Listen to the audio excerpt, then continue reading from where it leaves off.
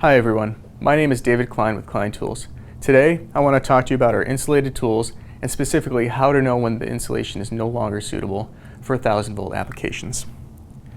Even though we all do our best to keep our tools safe and clean, we do occasionally drop them or do something else that could potentially damage the tool. Now, damage to the tool, especially for insulated tools, can compromise their usability.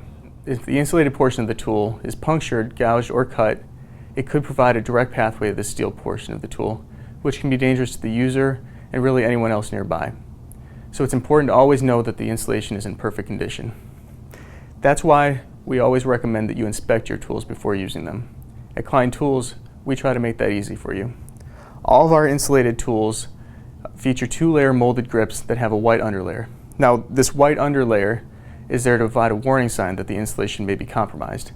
If you can see the white layer, this is an indicator that the tool should not be used around live circuits anymore. We recommend you only use this tool where parts have been de-energized. Many other tool manufacturers do not include a white layer, making it difficult for you to know whether the tool is safe to use or not.